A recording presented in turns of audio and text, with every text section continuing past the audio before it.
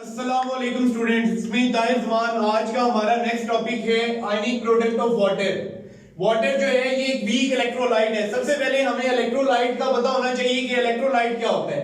Electrolyte एक ऐसा substance होता है जो आयोनाइज हो जाता है जब उसे मेल्ट किया जाता है या फिर उसका सोल्यूशन बनाया जाता है। वो पॉजिटिव और नेगेटिव आयंस में जो है वो चेंज हो जाता है। जैसे सिंपल एग्जांपल है, सबसे सिंपल एग्जांपल NaCl है। जब आप इसे फ्यूज करोगे या इसको जो है उसका सॉल्यूशन बनाओगे तो Na पॉजिटिव और Cl नेगेटिव में ये चेंज हो जाएगा। तो ये इलेक्ट्रोलाइट है।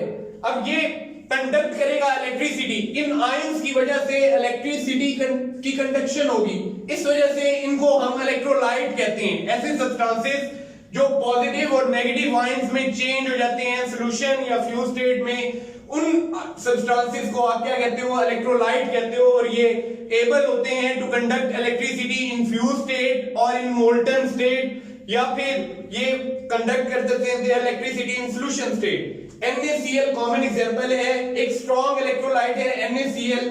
बाकी तीन टाइप्स के इलेक्ट्रोलाइट्स हैं, स्ट्रॉन्ग, मॉडरेट और वीक इलेक्ट्रोलाइट्स। ये हम चैप्टर नंबर 10 इलेक्ट्रोकेमिस्ट्री में पढ़ेंगे इलेक्ट्रोलाइट्स के मुतालिक। आज के टॉपिक की तरफ आते हैं कि वाटर वीक इलेक्ट्रोलाइट है।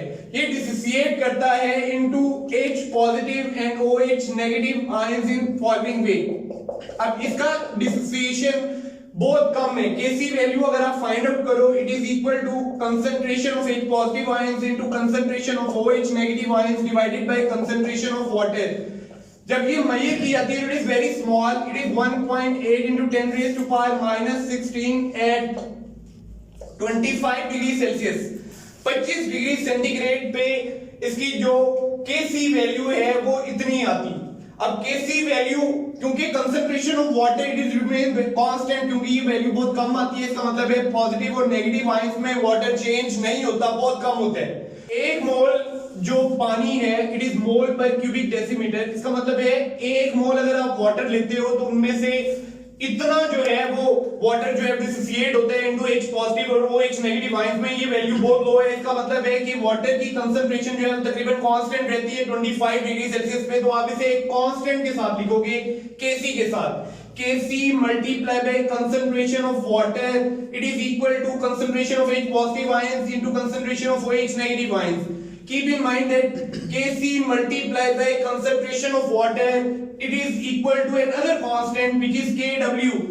So Kw is equal to concentration of H positive ions into concentration of OH negative ions, and it is equal to 1 into 10 raised to power minus 14 at 25 degree Celsius. ये Kw की value आई है। ये कैसे हासिल की?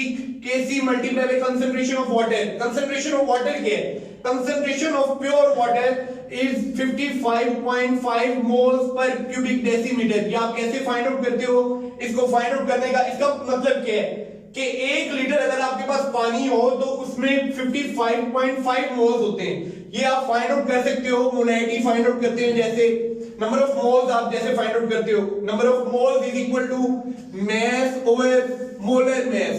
अगर mass आपका क्योंकि 1 लीटर है तो इसका मतलब है 1 लीटर इज इक्वल टू 1000 ग्राम। 1000 ग्राम और इसका मॉलिक्यूलर मास है 18 ग्राम पर मोल। ये आप फाइंड आउट करोगे तो आपके पास वैल्यू आ जाएगी 55.5 मोल्स पर क्यूबिक डेसीमीटर। तो ये प्योर वाटर की कंसंट्रेशन है। जब आप Kc जो आपके पास वैल्यू आई थी 1.8 into 10 raised to power minus 16, इसके साथ 55.5 जो है उसको मल्टीप्लाई करोगे तो आपके पास 1 into 10 raised to power 14 आ जाएगी, which is Kw, it is ionic product of water। अब प्योर वाटर जो है वो ये 25 डिग्री सेल्सियस पे ये वैल्यू आई है। प्योर वाटर जो है वो बेटा न्यूट्रल होगा हर जगह पे। इसकी अब ये -14 वैल्यू हुई है, ये -14 रहेगी। 1 into 10 raised to power -14 से ज्यादा भी हो सकती है, कम भी हो सकती है। हाई टेम्परेचर पे डिसोसिएशन ज्यादा होगी, वैल्यू ज्यादा हो जाएगी, और लो जो टेम्परेचर है उस पे वैल्यू कम हो जाएगी। लेकिन प्योर वाटर जो है वो न्यूट्रल रहेगा। Concentration of H positive ions always equal to concentration of OH negative ions in pure water. लेकिन Kw की जो वैल्यू है वो डिफरेंट होती जाएगी। वो डिफरेंट क्यों होगी? क्योंकि Kc टेम्परेचर के साथ जो है वो इंक्रीज करेगी। जब Kc टेम्परेचर के साथ इंक्रीज करेगी तो Kw भी टेम्परेचर के साथ इंक्रीज करेगा, Kw जो है वो बढ़ेगा, जिससे जो है वो वैल्यू जो है वो 7 से ज्यादा भी हो सकती है, 7 से कम भी हो सकती है। तो प्योर वाटर न्यूट्रल होता है at 0 degree Celsius, at 40 degree Celsius, at 100 degree Celsius, at 2000 degree Celsius. Pure water में हमेशा न्यूट्रल रहना है। वजह क्या है? क्योंकि कंसंट्रेशन H पॉजिटिव और OH नेगेटिव आयंस की जो है वो कांस्टेंट रहती है प्योर वाटर में। अब अगर आप थोड़ा सा एसिड ऐड करोगे प्योर वाटर में तो क्या हो जाएगा? कंसंट्रेशन जो है वो H पॉजिटिव आयंस की ज्यादा हो जाएगी OH नेगेटिव आयंस से। इसी तरह अगर आप कोई बेस ऐड करते हो तो फिर क्या होगा? Concentration of OH negative ions ज्यादा हो जाएगी H पॉजिटिव आयंस से। लेकिन बगैर एडिशन के प्योर वाटर अगर आप डिसोसिएट कर रहे हो at any temperature, pure water remains constant. Kw की वैल्यू बढ़ेगी, लेकिन जो Kw की वैल्यू बढ़ रही है, लेकिन जो प्योर वाटर है वो न्यूट्रल रहेगा। तो न्यूट्रल पॉइंट सिर्फ 7 नहीं, प्योर वाटर का 6 भी हो सकता है, और भी हो सकता है, 5 भी हो सकता है। लेकिन वो कैसे ऐसे होगा? क्योंकि प्योर वाटर डिसोसिएट ज्यादा होगा, Kw की कंसंट्रेशन जो है वो बढ़ेगी। Kw जो है is equal to concentration of H positive ion in multiply by concentration of OH negative ions and it is equal to 1 into 10 raised to power -14। ये हम पढ़ चुके हैं। नेक्स्ट अगर हम H पॉजिटिव या OH नेगेटिव आयंस की concentration हासिल करना चाह रहे हैं तो फिर हमें पता है कि प्योर वाटर में H पॉजिटिव आयंस जो है वो बराबर होते हैं OH नेगेटिव आयंस के।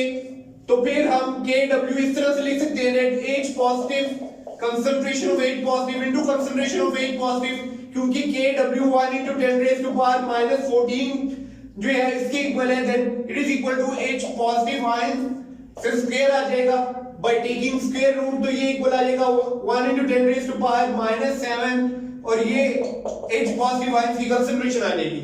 इसी तरह आप H पॉजिटिव की जगह पे, यहाँ पे H पॉजिटिव की जगह पे OH नेगेटिव जो है वो लेके OH नेगेटिव आयंस की कंसंट्रेशन जो है वो हासिल कर सकते हैं। वो भी किसके इक्वल आएंगी? 1 into 10 raised to power -7 at 25 degree Celsius.